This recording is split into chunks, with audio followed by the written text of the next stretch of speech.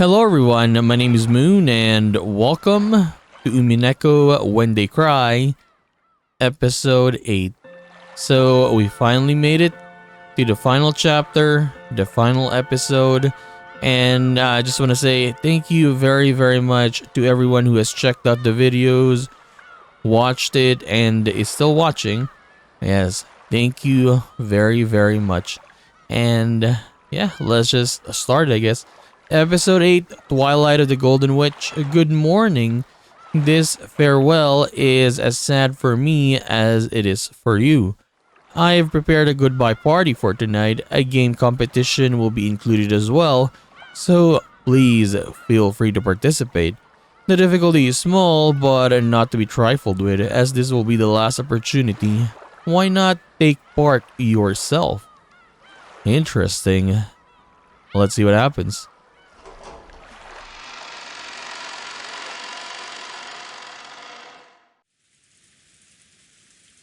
So we are gonna start here at the chapel.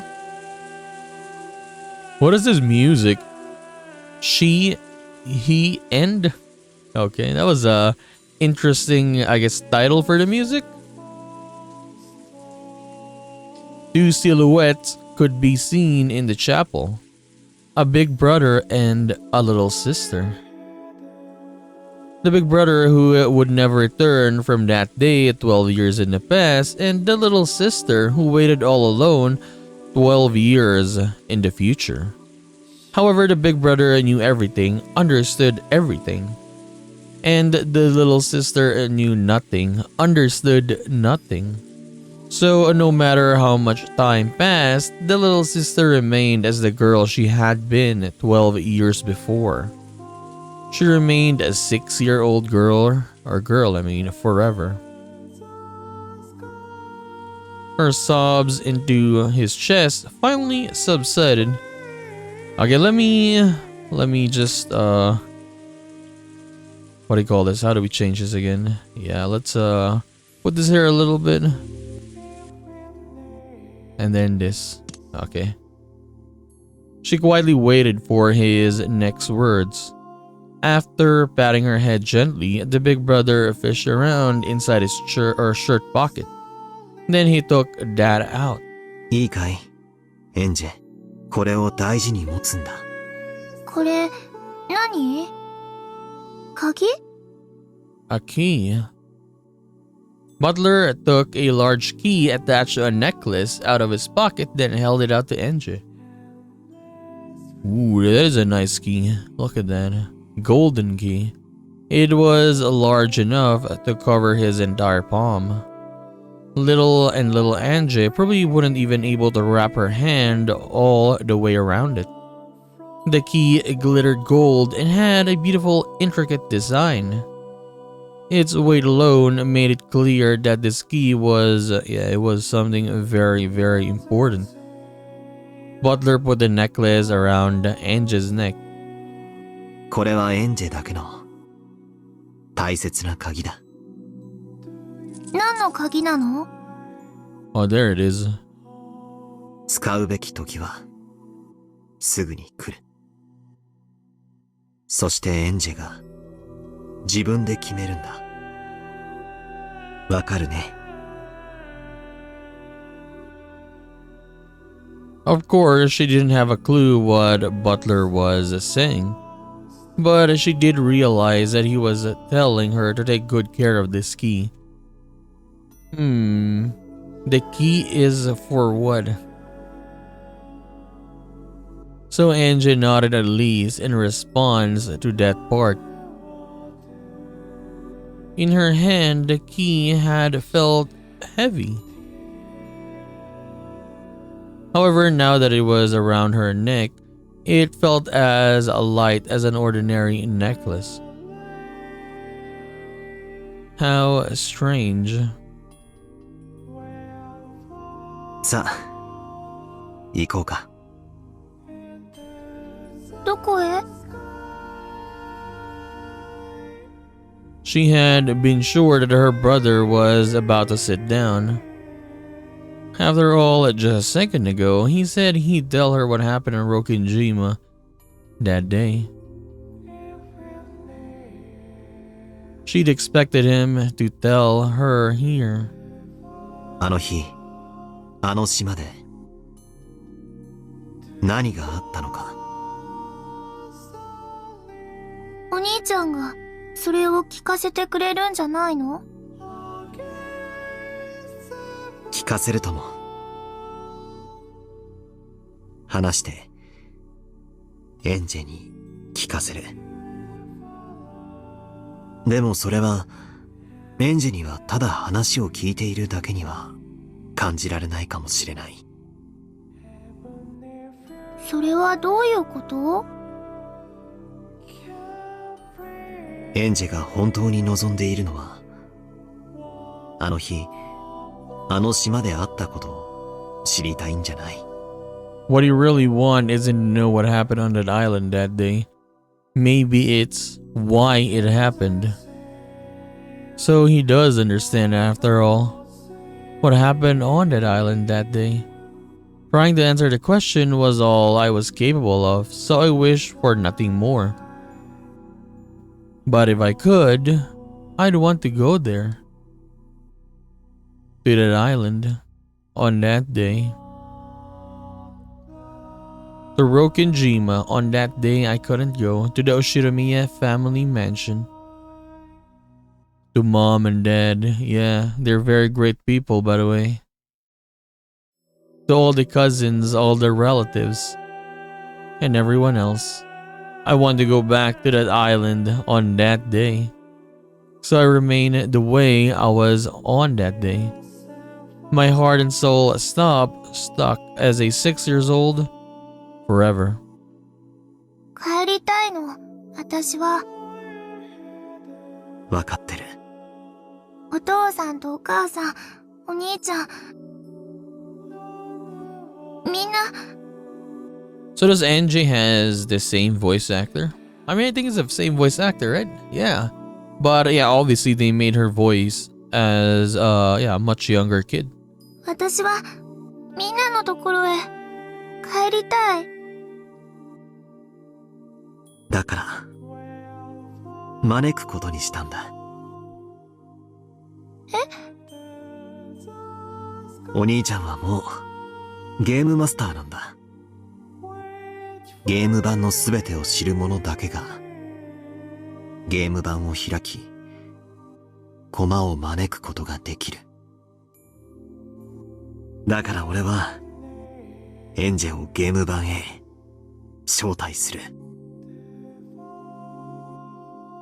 私をあの日の六軒島へ連れて行ってくれるの？ああ。エンジェを1986年の六軒島へ。会えるの？みんなに。もちろん。私、もう記憶もおぼろげで、みんなの顔、はっきりと思い出せないのに。すぐに思い出すさ。そして、エンジェにとっては12年ぶりの再会でも、俺たちにとってはしばらくぶりでしかないんだ。みんな歓迎する。12年の遠い未来からようやく帰ってきたエンジェを私はいつまでもそこにいられるの？ This way I can be with everyone forever. This is the goal I'm supposed to reach. エンジェ、よくお聞き。 So the key, by the way, I'm actually thinking that maybe the key is or symbolizes that when Angie maybe decides to accept what happened there and move on, maybe the key would work. Yeah, it's like a key to the door, right? Let's say the door is locked. It's because she still can't accept what happened. And then when she finally decides that, okay, I can finally move on now, and then I can use the key. Maybe probably like that. Yeah, it symbolizes that. We'll find out, I guess. but Butler spoke in an admonishing tone, as though warning me that this was a dream that wouldn't be granted. 六軒島の親族会議は一泊で終わる。あの日は台風だったから船の都合で2泊だったけれどね。それが過ぎたら、私は島から帰らなくてはならないの？少し違う。それを決めるのもエンジェなんだ。エンジェがそれを決める。I understand, of course. I don't exist on that island on that day. It's a miracle just to be invited there like this. Just 2 days before the typhoon passes, just getting those 2 days with myself is already the sort of miracle that will never come. If I am greedy enough to ask for more, the faint miracle might vanish. Even though I thought this, my young heart, which was still 6 years old, wasn't satisfied with such a short-lived miracle. 帰りたくない。わかるよ。いつまでもみんなと一緒にいる。家族で一緒にいる。お兄ちゃんがもう帰らなくちゃって言っても、私は六軒島に残る。残るのが正しいとか、帰るのが正しいとか、そういうのじゃないんだよ、エンジェ。それでも、それを私が選ぶの？そうだよ。そのための鍵が、それなんだよ。Butler touched the glittering key that hung from Enge's neck. 私の答えはもう決まってるよ。今は選ばなくていい。選ぶべき時はすぐに訪れるから。その時のエンジェの素直な心でその鍵をどう使うか選びなさい。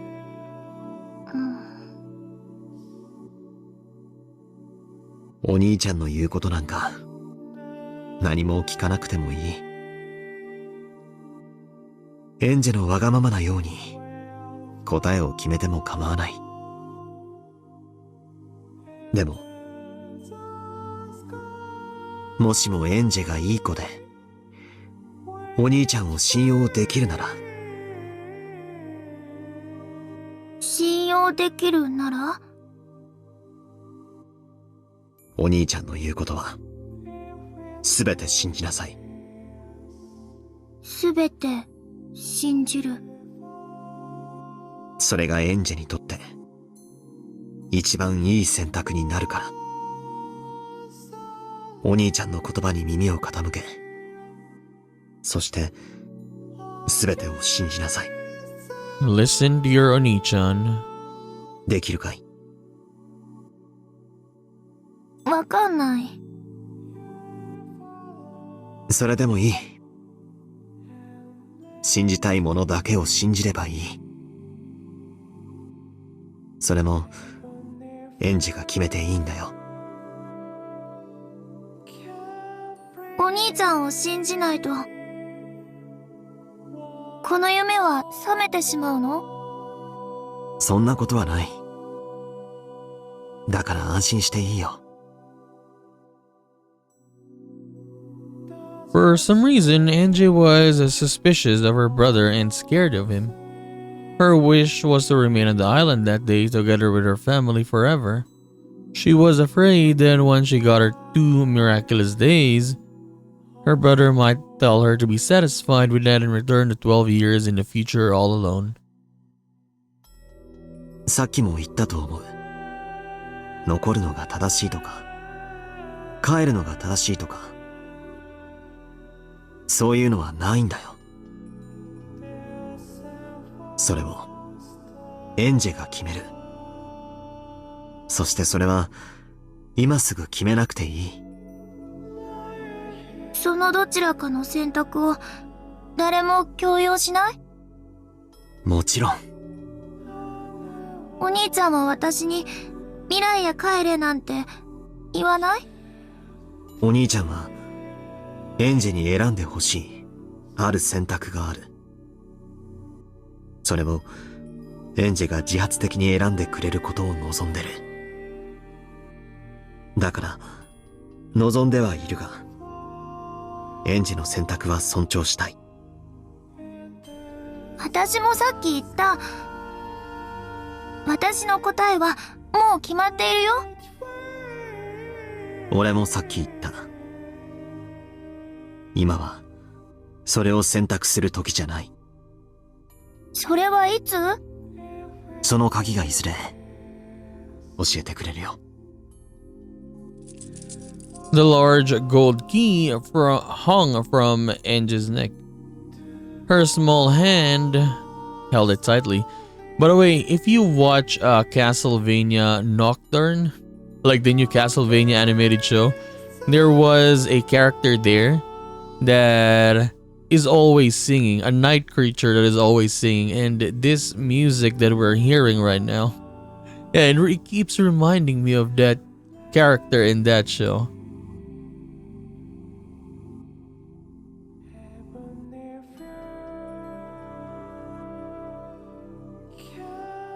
At the moment, she noticed a book lying on the chapel's altar. The book had a lock on it and was sealed so that it could not be read without the key. Anges looked between the key hanging at her chest and the book on the altar.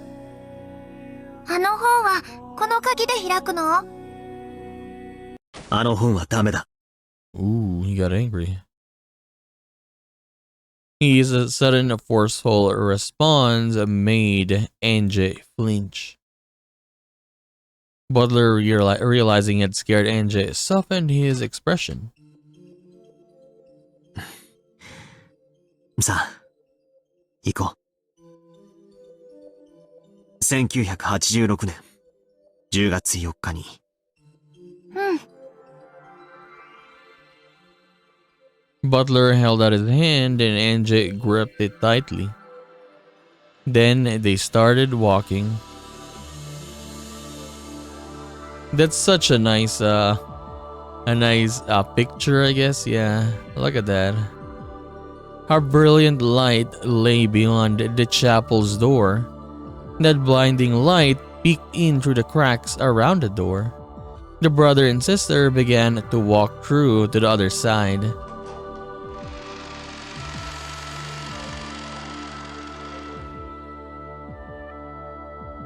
おかえり、エンジェ。そしてこれで最後なんだ。The final time. このゲーム版をエンジェのために。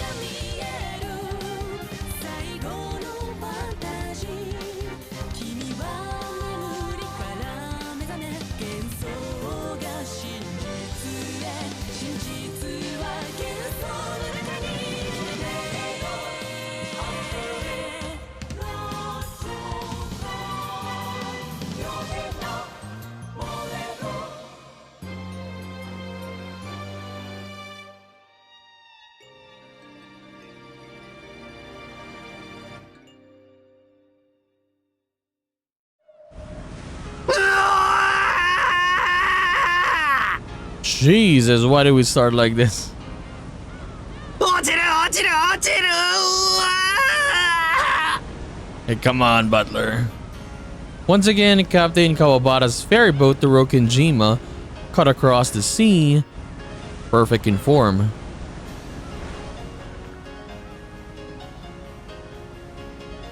Yes, the tale of October 4th, 1986 always begins with Butler's scream. But this time, one thing was different. NJ was here. Is that it? Is that the difference now? There was another yell alongside Butler. Butler was screaming. The other was laughing. 落ちる落ちる落ちるあえあ面白い面白い面白い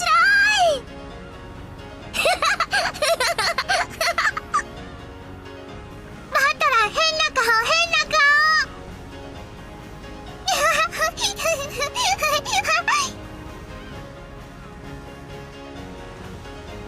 Alongside the big brother, who was grasping at the handrail and screaming in a way no one that age should scream, was the little sister also grasping the handrail and jumping about like it was a ride at an amusement park. George and the others just couldn't hold in their laughter at the difference. 6年を経てもバトラ君は本当に賑やかだね。エンジェもマリアも今年はひときわ賑やかだぜ。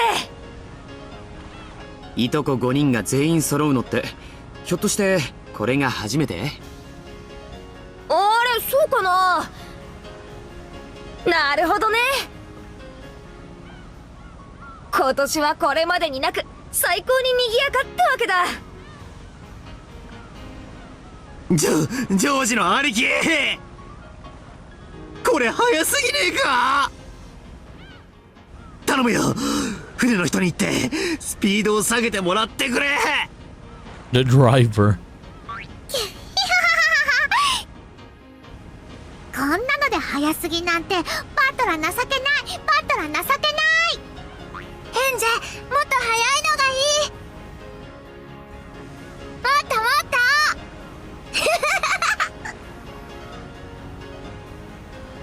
とこれ以上早くなったらお兄ちゃん船から落ちちゃうぞいいのか落ちて落ちる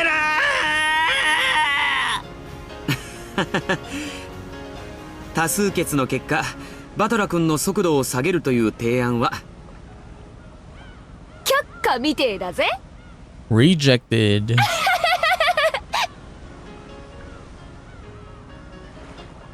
ほらお兄ちゃん落ちちゃうよ落ちちゃうよ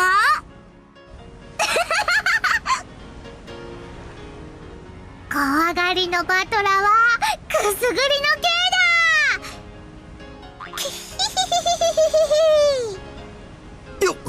よせやめろマリアエンジェもやめろうわダメ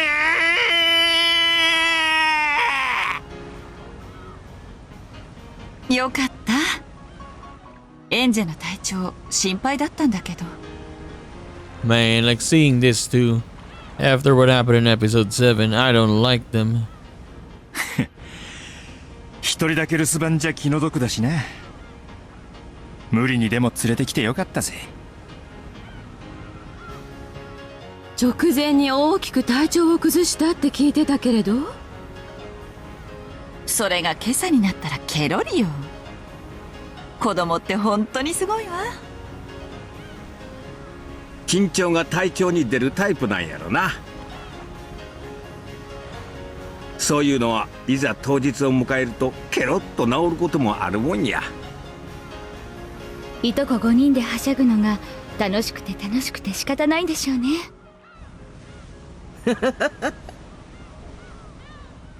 子供たちが楽しそうにしているのを見ているとこっちまで元気になってきますね。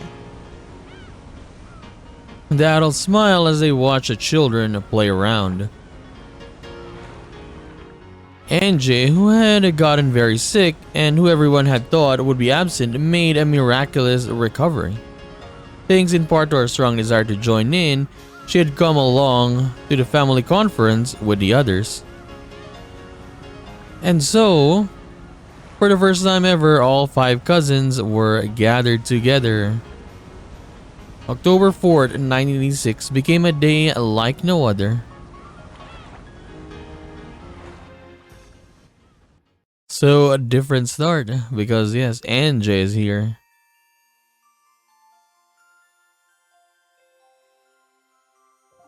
I want to see, yeah, how different the beginning is gonna be. The kids dashed up the path leading from the harbor to the rose garden. They were probably so charged up that even walking was too boring for them.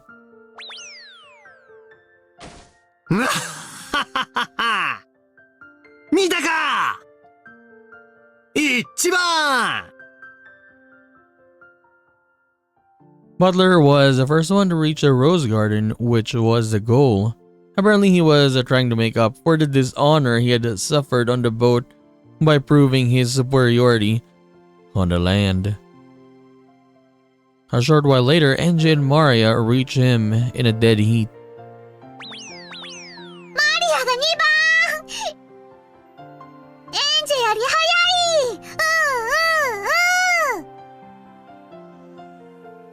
違うよマリアお姉ちゃんはズルしたもんエンジが2番だもん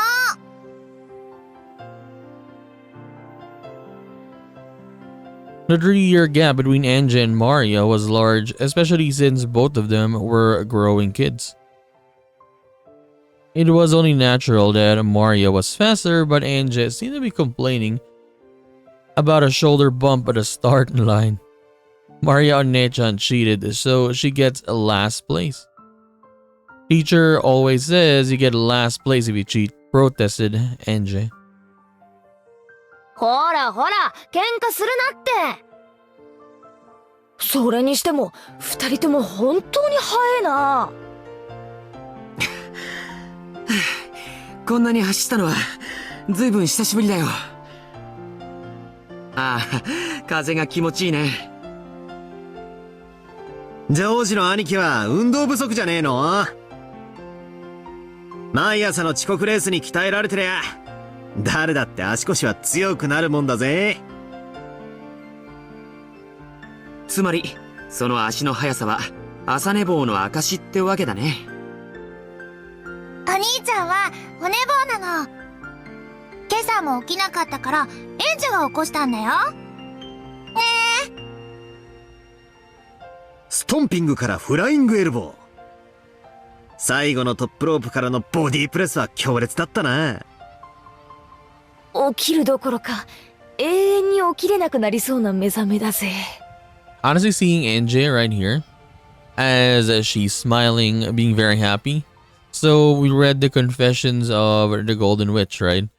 And yeah, I remembered Iyasu there being very happy when she was a small kid as well. But of course, it's different between them or the circumstances. But at the end, yeah, they end up sad for the both of them, I mean.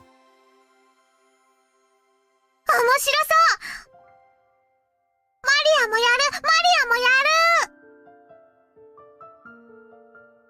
るお兄ちゃん、きっと明日も寝坊するよ。今度はマリアお姉ちゃんと一緒に起こすよ。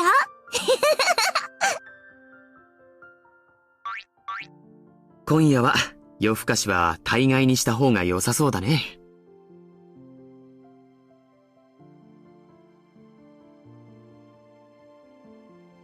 Finally, the adults came into sight.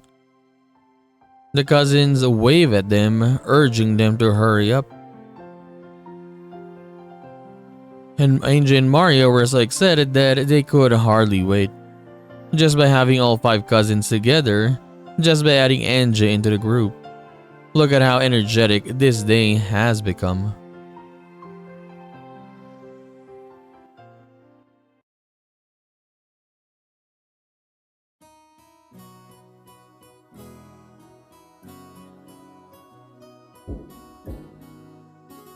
失礼いたします。親族の皆様方がご到着いたしました。無事に着いたかね。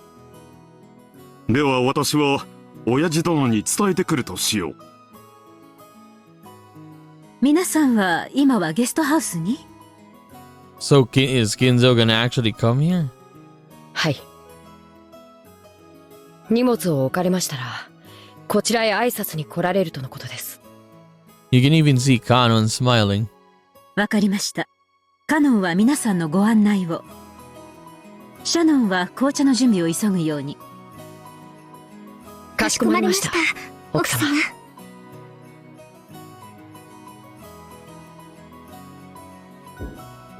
お父さん、クラウスです。そろそろご準備をお願いします。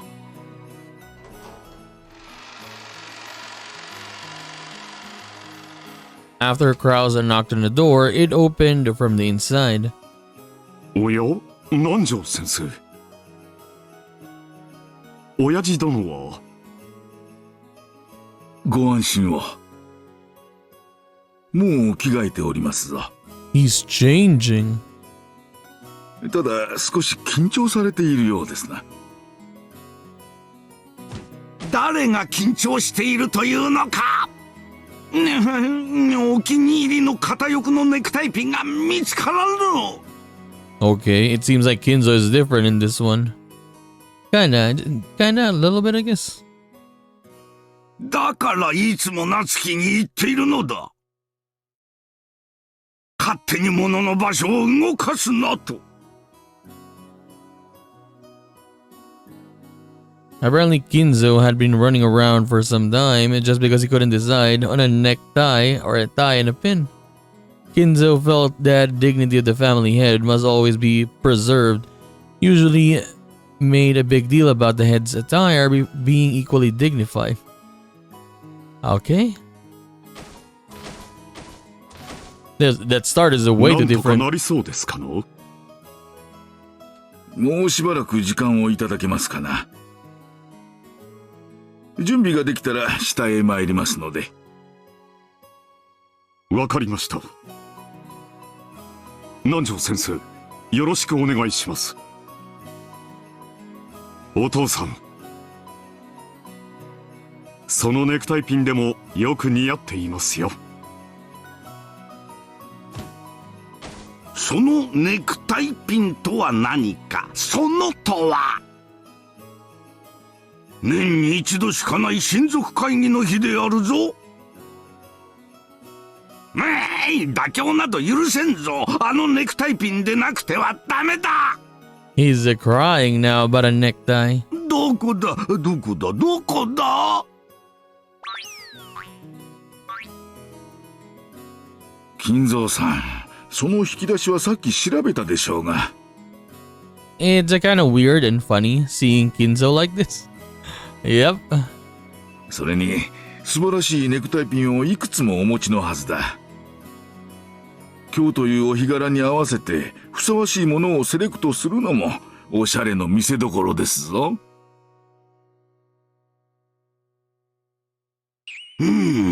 そうであるか。片翼のわしじゃなくてもよいのか。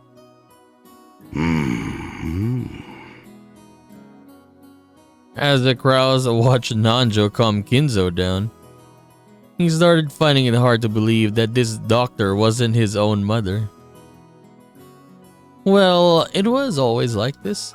He always makes a fuss when no one's looking, but when the time comes, he makes his decision with pride. After asking Nanjo to calm down by lunch at the latest, Krause snuck out of the study.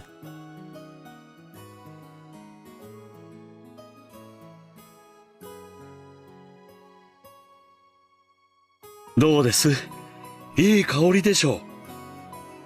そして珍しいでしょう。パンプキンティーなんて初めて飲みました。 Pumpkin tea. ほんのり甘くて美味しいですね。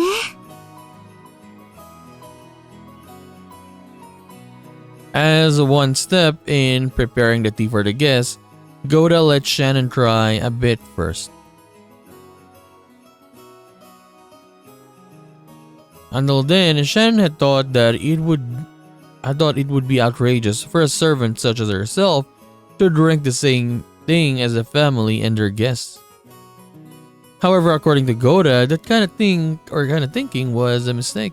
お客様にお出しするものを味も知らずに出すことはできません。例えば、訪れたレストランで初めて知る料理に興味を持ったとき、ウェーターを呼び止めたならこう聞くでしょう。この料理はどんな味ですかと。そうですね。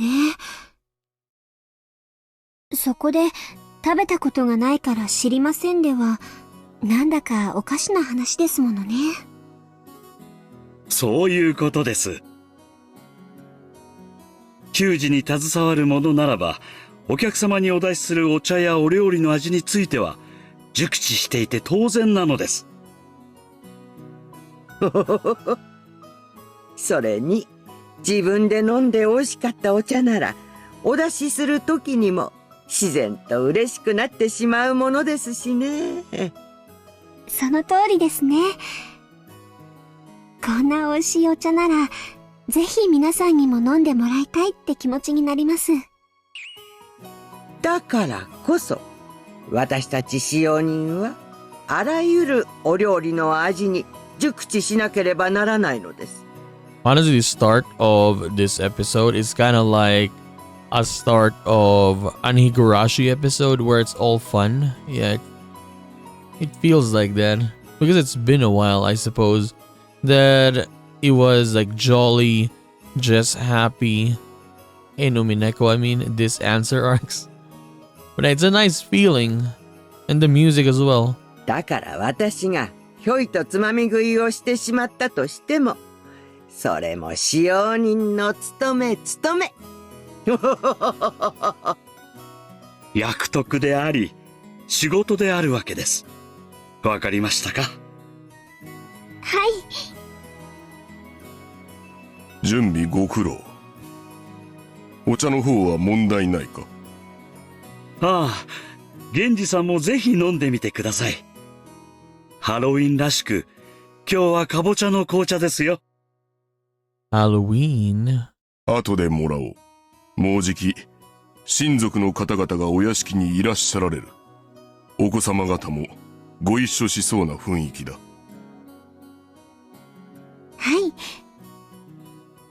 カップの用意も万全です。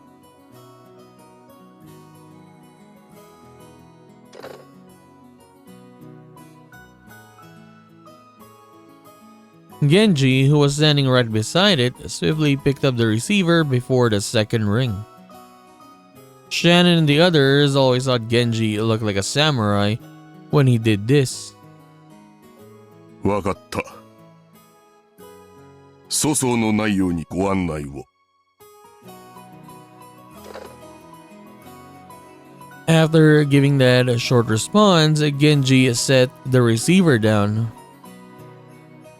カノンからだ。今から親族方がこちらにおいでになる。お子様方もご一緒とのことだ。シャノンと熊沢はお出迎えを。ゴーダは紅茶の準備を急ぐように。はい。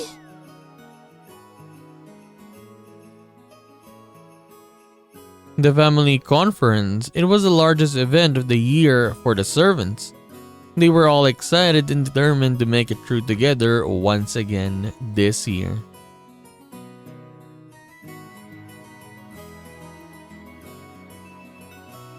失礼いたします。親族の皆様をお連れしました。おお、よく来たね。道中問題はなかったかね？兄さん、儲けてるんでしょ？そろそろ自家用ジェットを買いなさいよ。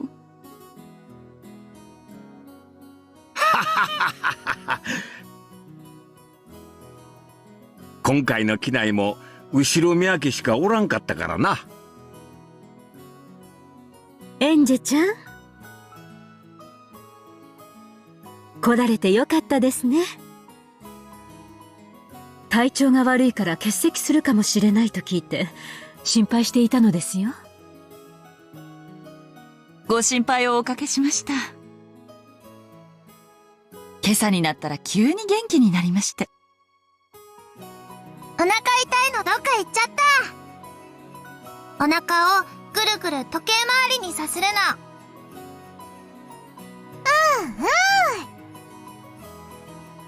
お腹痛いのが治る魔法のおまじないなの。こらマリア、少し静かにしなさい。おお、そっちはバトラ君かね。大きくなった。Butler is bigger than Kraus, right? He's taller, I mean. 6年ぶりですね。本当に立派になりました。いやー、But Goda is the tallest one here, though. おかげさまで背ばっか伸びまして。肝っ玉の方は相変わらずみてえだけどな。むしろ相変わらずバトラ君でいてくれて僕は安心したけどね。Butler may be bigger, but he's still Butler. こいつは飛行機でも船でも落ちるのなんのと相変わらず賑やかでな。アスムさんの血でしょ。Asumu-san's blood. 多分あれだぜ。こいつが小さい頃遊園地で激しめなのばっか乗せて回ったからだ。Okay. 身長制限で乗れないんじゃないの？ I mean, like for example, he went to those the theme parks. Wouldn't he be much more like used to going, or at least yes, because it's rocking all the time, right? いやいや。Maybe he developed trauma because of it. I don't know. ティーカップとか足こぎボートとかいろいろあるだろ。そういうのをちょいと激しめに付き合わせたのがまずかったみたいだ。ルドルフ兄さんは昔からそういうのやりすぎるたちだから。それはかわいそうに。バトラ君には同情するよ。でも安心したわ。乗り物嫌いでこそバトラ君って感じだものね。お兄ちゃんは乗り物が嫌いなんじゃないの。落ちるから嫌いなの。落ちる落ちる。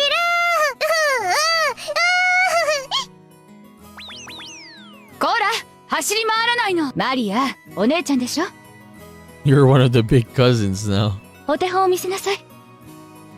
失礼します。お茶の配膳に参りました。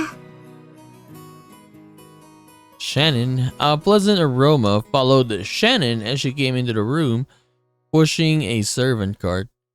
Even Angie and Maria, who had been running around in circles, sat down obediently when they heard that drinks were here. ところで親父はどうしてんだ？もうじき降りてくるだろう。ネクタイ一本選ぶのに朝から大騒ぎだよ。相変わらず当主として威厳ある服装がどうのこうの？お父さんって昔からネクタイにはやたらうるさいわよね。こだわりがあられるのでしょう。おしゃれなのは良いことです。その割に結局いつも同じネクタイで現れるのね。The family members burst out laughing. The sweet scent of Goda's specially made pumpkin tea spread throughout the parlor, and the calm atmosphere grew more cheery and excited. ママ見て、ママ見て。パンプキンのクッキーだよ。ハロウィンだ。あら、本当ね。この甘い匂いはかぼちゃなのかしら。はい。今日のお紅茶は珍しいパンプキンのフレーバーなんですよ。とっっても美味しいですから、最初はぜひストレートで召し上がってみてください。姉さん、袖。気をつけて。へえ。かぼちゃの紅茶なんてあるんだ。ゴーダさんはよくこんなのを見つけてくるよな。美味しいね。なかなかいいよ。かぼちゃの自然な甘みが感じられるね。かぼちゃを紅茶にね。でもよ、かぼちゃと言ったら天ぷらが一番だよな。かぼちゃじゃないの、パンプキンなの。パンプキンはかぼちゃじゃないの。パンプキンなの。Maria was apparently speaking in English, but Angie being normal was not. Maria seemed to think that English word as more fitting for Halloween. But it looked like Angie thought kabocha and pumpkins were entirely different things. Everyone laughed, but Angie, not knowing why she was being laughed at, cocked her head to one side discontentedly. Just when it looked like she was about to get in a bad mood and start grumbling, Maria started teaching her a cookie game, and Angie immediately became engrossed with that distraction. Then the sound of approaching footsteps drifted from the hallway. Is it Ginzo? When the relatives realize whose footsteps those must be, they straighten up. Those quick footsteps stop for a moment just outside the parlor door. As though I was taking a deep breath and setting up a dramatic pause, then the door exploded open as Ginzo yelled out with Genji and Nanjo standing behind him.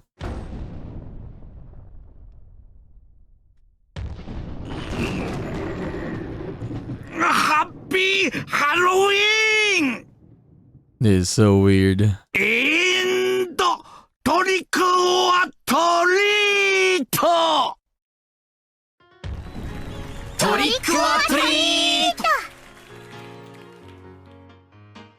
The cousins shouted it back.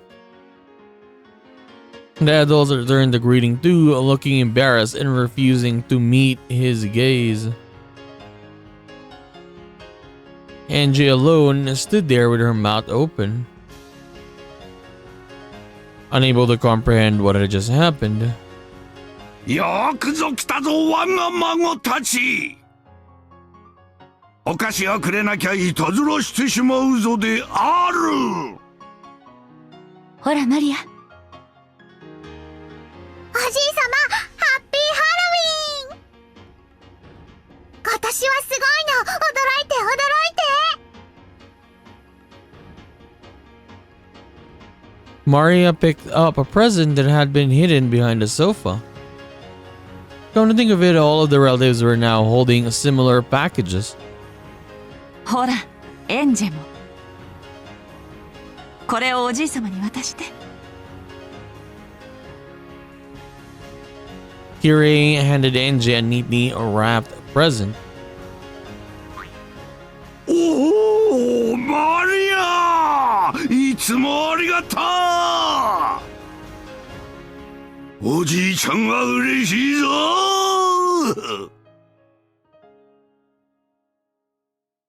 As Kinzo took Mari as a present, a smile broke out across his face, and he rubbed his cheek up against it. 親方様、威厳をお忘れでございます。そうであったな。嬉しいぞ、我が孫マリアよ。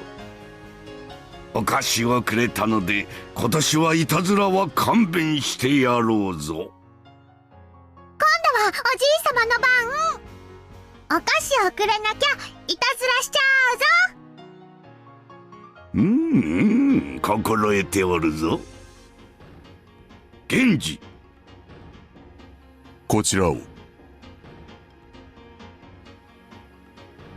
Genji fished through something that looked like Santa Claus's sack and pulled out a present addressed to Maria, handing it over to Kinzo.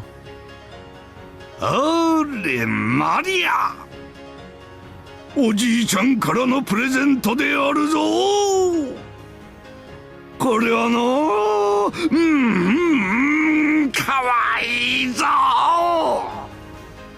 マリアにあげるのが惜しいわい。親方様、威厳。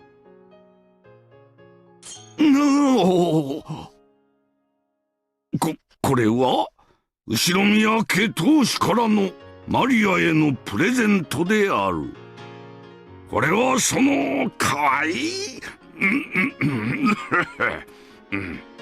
Did Ginzo saying kawaii, happy Halloween, a trick or treat? It's weird.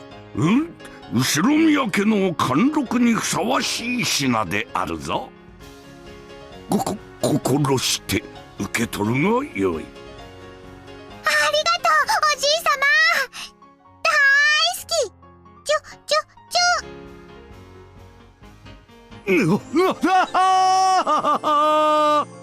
おー、マリア、我がかわいい孫よ。てっちゃてっちゃちゃ。おじいさま、ハッピーハロウィン。これは僕からです。ハッピーハロウィン。これは私から。気に入ってくれるといいんだけど。おお、ジョージにジェシカ。今年もありがとう。私は嬉しいぞ。そしてバトラーか。Then Butler comes back. よく戻ってきたな、後宮家に。寂しかったぞ、この6年間。いや、まあハッピーハロウィン。ハッピーハロウィン。気に入ってくれるかわからねえけど。良いのだバトラーよ。言いたいこともあろう、聞きたいこともあろう。だが今はそれはなしだ。じいさま、よく後宮家に戻ってきてくれたな。私は嬉しいぞ。Imagine this, right? A Kinzo. Like, I couldn't predict a scenario like this. Yes. Slowly, Kinzo moved forward and hugged Butler. Butler drew back at first, but then he understood Kinzo's feelings and hugged him back. Angie watched the scene play out, shocked. Was Ushirimiya Kinzo always this kind of person? エンジェ、次はお前の番だぞ。ほら、それをおじいさまに渡して。うん。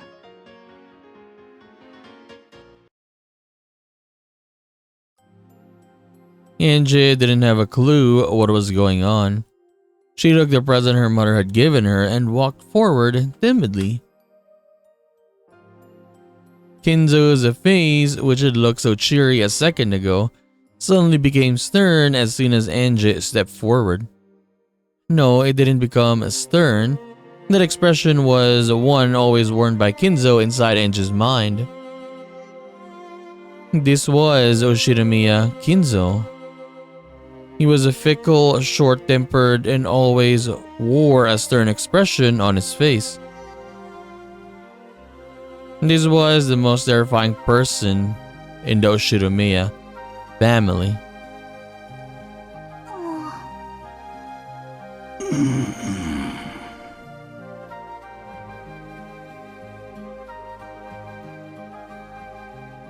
It felt as though the world went suddenly quiet, and it only did when I stepped forward.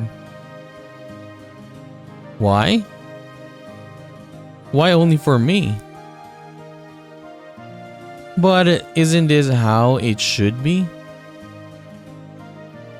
Isn't this the Ushirimiya Kinzo I expect? The Ushirimiya Kinzo I understand?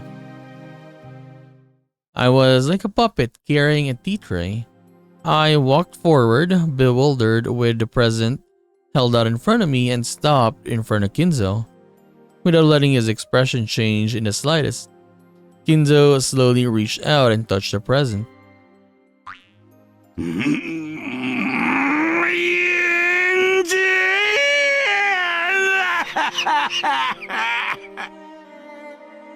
In an instant, Angie was caught in a firm embrace, present and all. Kinzo's white beard rubbed against her cheek. おじいちゃんは嬉しいだ。私はこんなにも可愛らしい孫たちを持てて嬉しい。嬉しくて涙が止まらん。親方様、鼻水が。ついでに威厳もお忘れなく。源氏、すまぬ。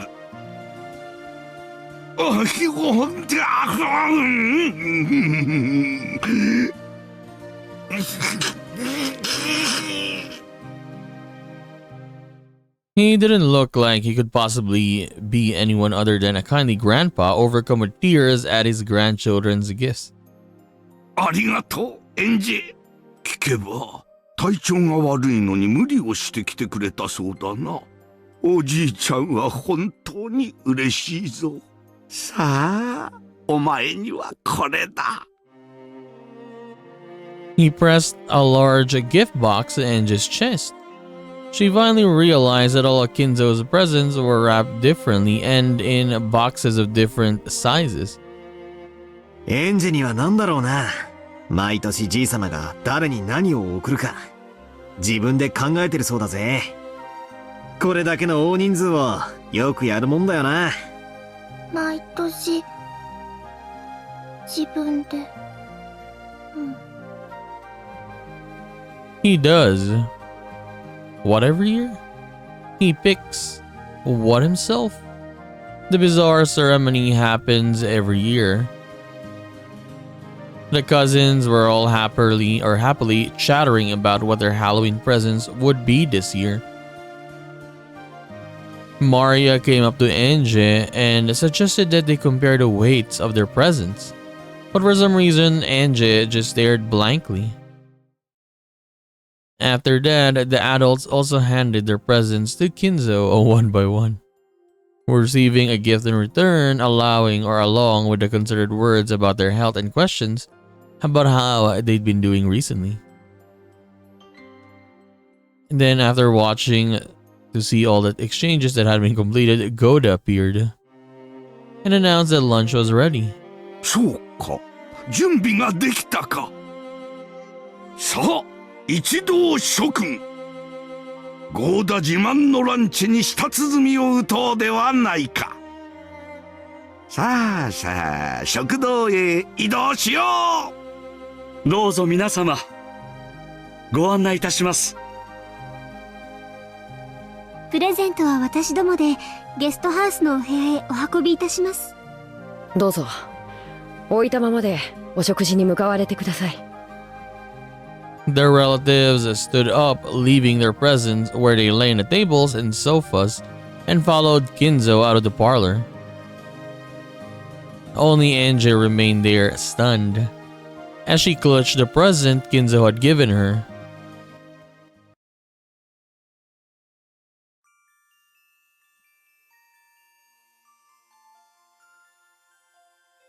Goda's lunches had never betrayed expectations before. When Hideo said that these meals were the only reason anyone ever came to these family conferences, everyone laughed and nodded. The delicious food caused conversations to erupt all over the room. You've gotten so big. How have you been lately? Pretty good. It was a fun meal with everyone asking each other about the latest and laughing together. The Shiromiya family sat at meals in specific rank seating order, so the adult siblings, the cousins, and the spouses all sat in groups. So the conversation sprung up naturally.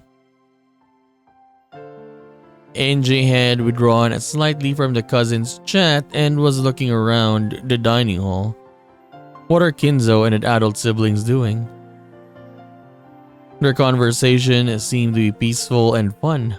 Most of the time, the siblings were mothers or fathers of their own households. However, when they gathered together by themselves in front of Kinzo, that burden was lifted from their shoulders, and they become young and bright as though they'd gone back to being kids again. Rudolph, who was usually an easygoing father, who nonetheless had a sense of dignity, became so bright and cheery in his group that it almost looked like there was another butler. Even Kinzo looked peaceful and relaxed. He didn't say a word about money or inheritance. In fact, he didn't even insult his children or call them incompetent. He just looked like a happy old man, genuinely pleased to have his whole family together for the only time this year.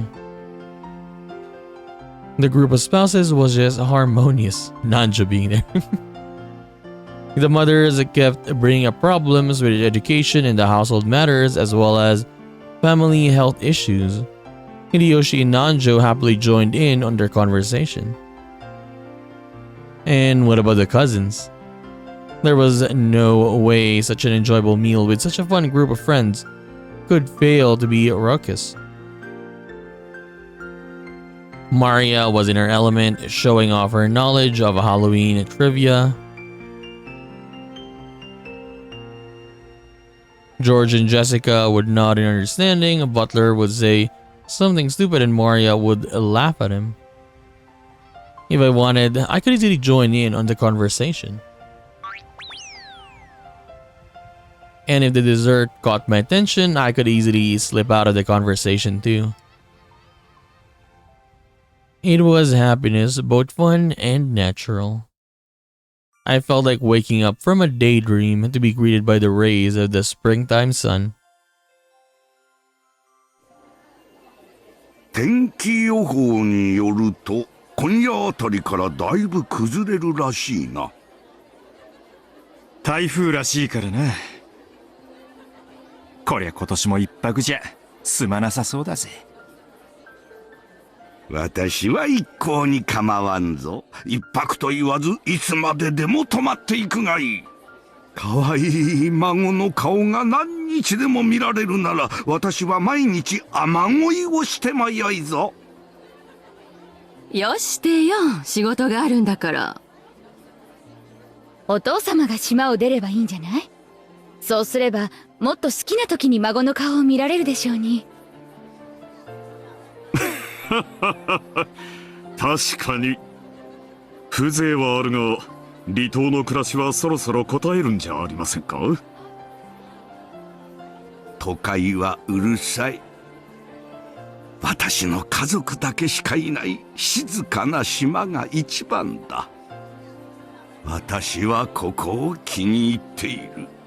でも六軒島じゃいざという時お医者様を呼ぶのにも時間がかかるわ。同感よ。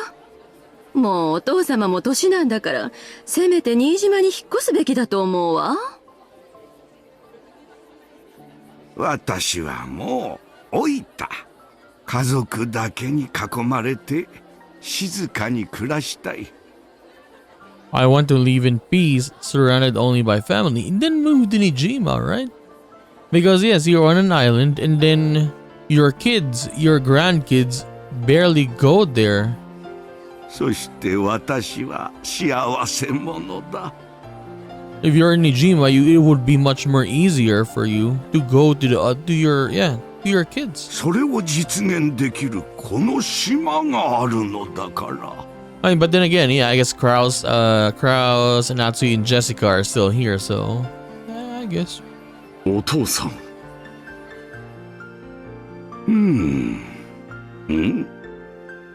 しんみりさせてしまったな。諸君、これでゴーダのランチは終了だ。孫たちよ、明日からはずっと雨らしい。晴れているのは今しかないぞ。バラをめでて、それから浜辺を散歩してはどうか。そうですね。じゃあみんな、そうさせてもらおうか。バラをめでて浜辺を散歩する。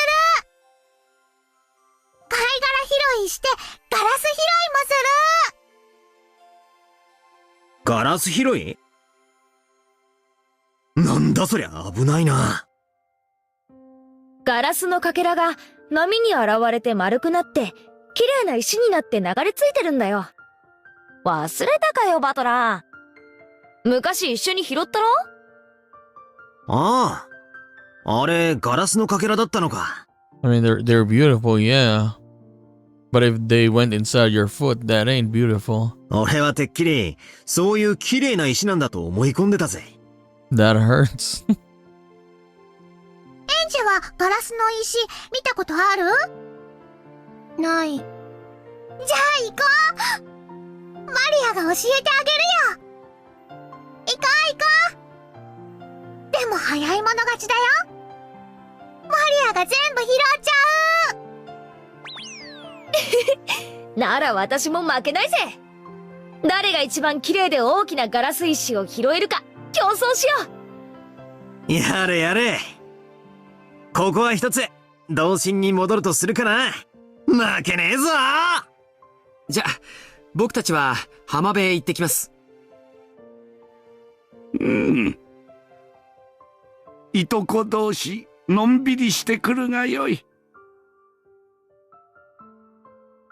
The cousins rose from their seats and noisily left the dining hall. Maria grabbed Angie's hand and dragged her along. However, Angie's expression was vague and absent-minded, the opposite of Maria's full smile.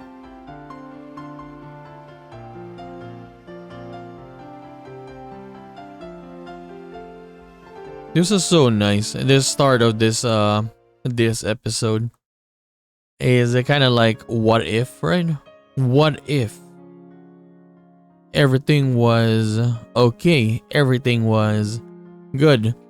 So yeah, we could say that if Kinzo channeled his love not just to Beatrice, right? For example, Beatrice is the one he loved, he truly loved.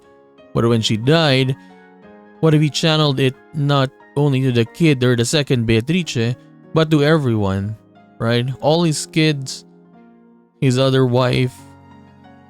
Yeah, then he wouldn't do what he did to the second Beatrice and that wouldn't happen, right? And they could have lived probably like this. Because it's so nice looking at Kinzo, even though this was not really him as we see him and all throughout the episodes, right? He was always angry. He doesn't care about his kids. He doesn't care about his grandkids. He calls them say idiot, stupid, or whatever. And then seeing him like this in this episode, him being a grandfather to his grandkids, shouting their names, calling their names, hugging them, and then being nice to his kids in general. It's so nice to see. Like, what if this happened instead? And then, yeah, no problems should have arisen, right? So regarding this episode, I don't know what will happen here.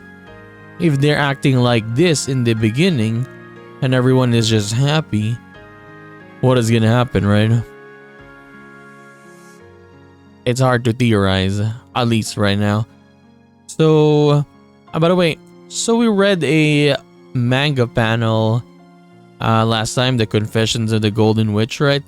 So if you have any, I guess, manga chapters that you would want me to read in the future, maybe after this episode, please do tell me so I can also check them out in the future. So anyways, we are gonna continue this and do more of Umineko When They Cry, episode number 8 in the next one. So I'll just see you then. Bye bye.